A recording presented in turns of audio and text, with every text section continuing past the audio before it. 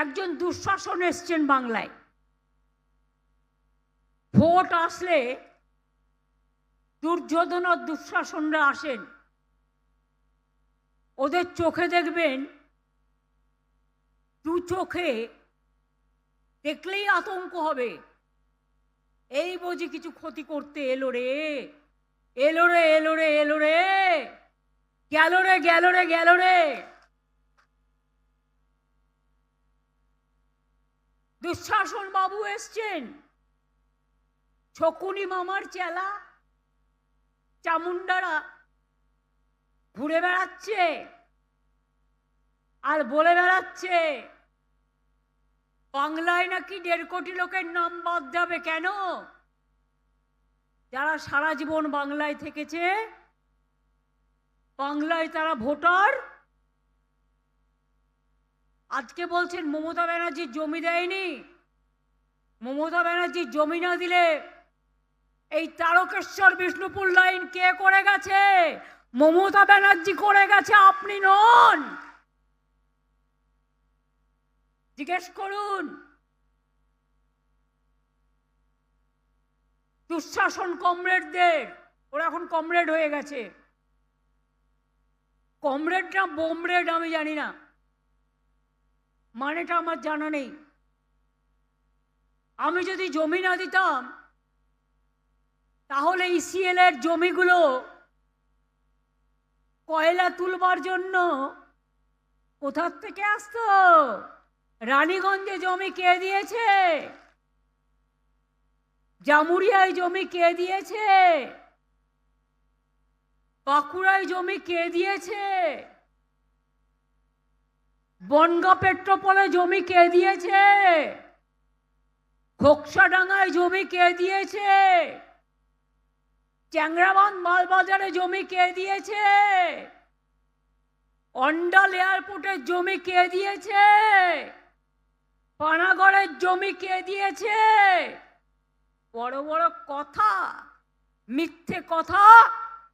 বাংলায় শুধু অনুপ্রবেশকারী, কাশ্মীরে নাকি নেই। তাই যদি সত্যি হয় বন্ধু, একটা কথার উত্তর চাই, পহেলগাঁও তাহলে কি আপনারা করলেন?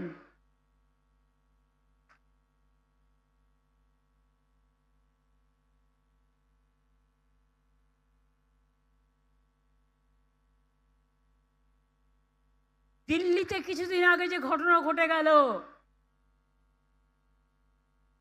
অনুপ্রবেশকারী বাংলা ছাড়া কোথাও নেই, তাহলে কি আপনারা করলেন?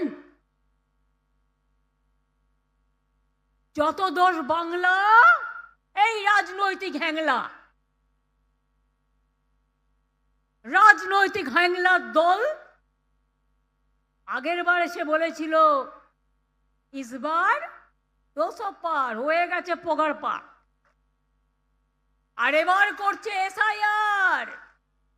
এত মানুষের মৃত্যু, এখনো পর্যন্ত 58 থেকে 60 জন মানুষ মারা গেছে। গতকালও পুরুলিয়ায় একজন বৃদ্ধ মানুষ, তাকে ডেকে পাঠানো হয়েছে। বাবার বয়সী মানুষদের শ্রদ্ধা করতে জানো না, জীবনে বাবা মাকে সম্মান জানাওনি, তো বয়োজ্যেষ্ঠদের সম্মান জানাবে কি? আজকে 60 বছরের লোককে ডেকে পাঠাচ্ছ, 70 বছরের লোককে ডেকে পাঠাচ্ছ, 75 বছরের লোককে ডেকে পাঠাচ্ছ, 80 বছরের লোককে ডেকে পাঠাচ্ছ, 96 বছরের লোককে ডেকে পাঠাচ্ছ। लज्जा। नमस्कार, इंडिया पोस्ट न्यूज में आपका स्वागत है और मैं हूं ममता चतुर्वेदी। ममता पर हिंदुओं को खुश करने का आरोप, क्या सच में ऐसा कर रही हैं बंगाल की मुख्यमंत्री ममता बनर्जी? दरअसल पश्चिम बंगाल में विधानसभा चुनाव से पहले सियासी बयानबाजी तेज हो गई है। इस पे केंद्र में मुख्यमंत्री ममता बनर्जी हैं। आपको बता दें कि भारतीय जनता पार्टी उन पर मुसलमानों को खुश करने का आरोप लगा रही है।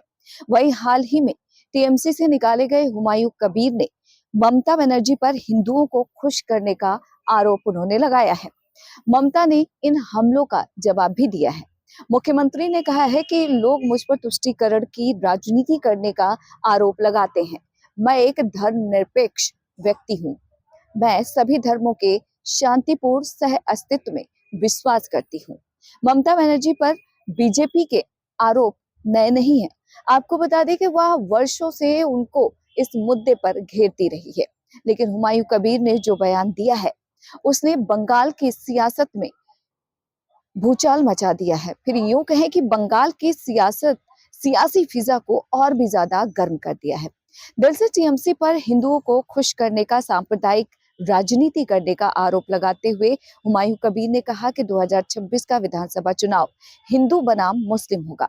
बीजेपी नेता शुवेंदु अधिकारी हिंदू राजनीति कर रहे हैं और टीएमसी सुप्रीमो ममता बनर्जी भी जगन्नाथ मंदिर बनवाकर, दुर्गा पूजा, कार्निवल आयोजित करके, क्लबों को दुर्गा पूजा के लिए फंड देकर हिंदू तुष्टीकरण की सियासत कर रही हैं। ममता बनर्जी पर निशाना साधते हुए हुमायूं कबीर ने खुद को मुसलमानों का नेता तक बता दिया। आपको बता दें कि हुमायूं कबीर ने कहा कि मैं मुसलमानों का नेता बनूंगा। 2026 में हिंदू और मुस्लिम वोटों के बीच का बंटवारा साफ तौर पर सामने आ जाएगा और हमारा मुख्य लक्ष्य मुस्लिम वोट है। हुमायूं कबीर ने यह भी कहा कि दरअसल 2026 में मुस्लिम वोट हमारे पास आएगा, क्योंकि ममता बनर्जी को उनका वोट बिल्कुल नहीं मिलेगा। मुसलमानों को उनकी आवाज उठाने वाला नेता चाहिए। जरूरत पड़ी तो मैं 200 उम्मीदवार पश्चिम बंगाल विधानसभा चुनाव में उतारूंगा, उसमें से 90 मुस्लिम होंगे। यही नहीं, हमले के केंद्र में ममता बनर्जी इस वजह से भी हैं क्योंकि बंगाल में उन्होंने हिंदुओं के साथ, आपको बता दें कि मुसलमानों का भी वोट मिलता रहा है। हुमायूं कबीर अब तक ममता बनर्जी की पार्टी के दम पर चुनाव जीतते थे। राज्य में अब उन्हें अलग पहचान बनानी है। खुद का वोट बैंक तैयार करना एक बड़ी चुनौती है और यही वजह है कि वह खुद को मुसलमानों का नेता बना रहे हैं। और आपको बता दें कि ममता बनर्जी को उनसे दूर करने की कोशिश में जुटे हैं। दरअसल हुमायूं कबीर ये भी कह रहे हैं कि ममता बनर्जी हिंदुओं को खुश करने में लगातार जुटी हुई है, लेकिन हकीकत कुछ और ही है। ममता बनर्जी ने भगवान राम के धर्म पर सवाल उठाने वाले विधायक मदन मित्रा के खिलाफ क्या कोई कार्रवाई की, ये सवाल पूछा गया है। इसका जवाब है नहीं। बीजेपी ने इस पर ममता बनर्जी को घेरा भी। पार्टी के प्रवक्ता गौरव भाटिया ने कहा कि उनकी पार्टी के नेता कहते हैं कि राम हिंदू नहीं थे, मुस्लिम थे। इससे करोड़ों हिंदुओं की भावना आहत हुई है, लेकिन ममता बनर्जी चुप रही। ये साबित करता है कि ऐसे बयान ममता बनर्जी के निर्देश पर ही दिए गए हैं। आपको बता दें कि बीजेपी के प्रवक्ता गौरव भाटिया ने आगे और भी कहा है कि ये दिखाता है कि ममता कैसे कम्युनल पॉलिटिक्स लगातार पश्चिम बंगाल में कर रही हैं। वह हिंदू मुसलमानों के बीच दंगा कराना चाहती हैं। यहाँ तक कि गौरव भाटिया ने कहा कि 2019 की एक घटना का जिक्र करते हुए उन्होंने कहा कि जब 2019 में किसी ने उन्हें जय श्री राम कहकर नमस्ते किया तो वह गुस्से में अपनी कार से बाहर निकली और कहा कि मैं तुम्हारी खाल खींच लूंगी। उन्होंने आगे आरोप लगाया कि हमने यह भी देखा है कि किस तरीके से ममता बनर्जी ने महाकुंभ को मृत्यु कुंभ कैसे कहा। उन्होंने आरोप लगाया कि दरअसल ममता बनर्जी हिंदुओं को दूसरे दर्जे का नागरिक मानती हैं और ये उनके स्वभाव में भी दिखता है। ममता हिंदू संतों के खिलाफ के एक वर्ग के खिलाफ भी लगातार विवादित रुख अपना चुकी हैं। उन्होंने हुगली जिले में एक रैली को संबोधित करते हुए कहा कि कुछ साधुओं की जोरदार उन्होंने आलोचना की और उन पर भारतीय जनता पार्टी से राजनीतिक रूप से प्रभावित होने का आरोप भी लगाया। तो ये सब बताता है कि किस तरीके से कम्युनल पॉलिटिक्स खुद ममता बनर्जी कर रही हैं। इसके साथ ही गौरव भाटिया ने कहा कि सम्मानित धार्मिक संगठन भी जिस प्रोग्राम में शामिल हुए थे, रामकृष्ण मिशन, भारत सेवा श्रम संघ और international society for Krishna conscience, ये संगठन न सिर्फ पश्चिम बंगाल में पूजनीय है बल्कि राज्य की सीमाओं के बाहर भी इनके बहुत ज्यादा अनुयायी हैं। और अगर देखा जाए तो सीएए के विरोध में हमेशा से रही है ममता बनर्जी। ममता बनर्जी सीएए का भी विरोध करती रही हैं। इस पर बीजेपी उन्हें लगातार घेरती रही है। आपको बता दें कि भारतीय जनता पार्टी ने इस मसले पर आरोप लगाया है कि नागरिकता संशोधन अधिनियम का विरोध करके ममता बनर्जी सिर्फ एक कानून का विरोध नहीं कर रही, बल्कि वह बंगाली हिंदुओं के खिलाफ भी काम कर रही हैं। यही नहीं, वह उन करोड़ों परिवारों के खिलाफ भी काम कर रही हैं जो लगातार पश्चिम बंगाल में अत्याचार, क्रूरता और जिनको विस्थापन भी झेलना पड़ा है। ऐसे परिवार जिनके सदस्यों को मार दिया गया, उनकी माताओं, बहनों और बेटियों को विधवा कर दिया गया, जिनके साथ बलात्कार किया गया, उन्हें अपनी सारी संपत्ति छोड़कर अपनी मातृभूमि से भागने के लिए भी मजबूर कर दिया गया। हालांकि जिस तरीके से ममता बनर्जी लगातार हिंदुओं को लेकर काम कर रही है, उस पर सवाल खड़े कर रहे हैं। आपको बता दें कि ममता ने हिंदुओं के लिए क्या क्या काम किया है, तो चलिए बताते हैं। बीजेपी हिंदुओं के मुद्दे पर ममता बनर्जी को घेरती रही है, लेकिन आपको बता दें कि मुख्यमंत्री ममता बनर्जी ने अपने शासनकाल में कई मंदिरों की नींव भी रखी। विधानसभा चुनाव से पहले ममता बनर्जी सिलीगुड़ी में महाकाल मंदिर की आधारशिला रखेंगे। जनवरी के दूसरे सप्ताह में यह आधारशिला रखा जाएगा। उन्होंने कहा है कि इसके लिए आवश्यक धनराशि की व्यवस्था कर ली गई है और तैयारियां की जा रही हैं। यह राज्य का सबसे बड़ा महाकाल मंदिर होगा। इससे पहले आपको बता दें कि मुख्यमंत्री ममता बनर्जी ने कोलकाता के न्यू टाउन में देवी दुर्गा को समर्पित सांस्कृतिक परिसर दुर्गा आंगन की आधारशिला भी रखी।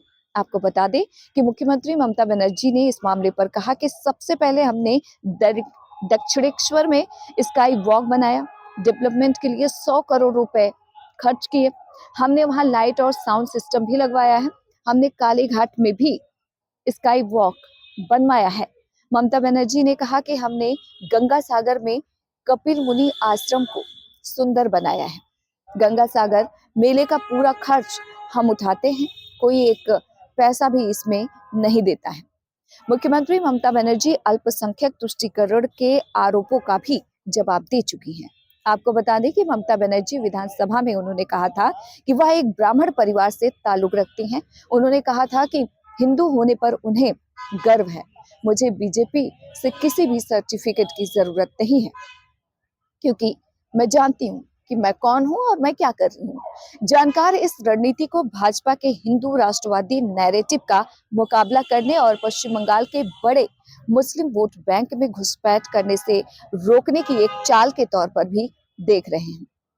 राज्य के लगभग 30% आबादी मुस्लिम है, जो उन्हें हाल के चुनाव की अगर बात करें तो एक महत्वपूर्ण वोट बैंक बनाती है। हालांकि जिस तरीके से हिंदुओं को लेकर लगातार कामकाज ममता बनर्जी कर रही हैं, देखना महत्वपूर्ण होगा कि उनकी ये रणनीति, ये स्ट्रेटजी बंगाल विधानसभा चुनाव में कितना काम आती है। दिल्ली से इंडिया पोस्ट न्यूज के लिए ममता चतुर्वेदी।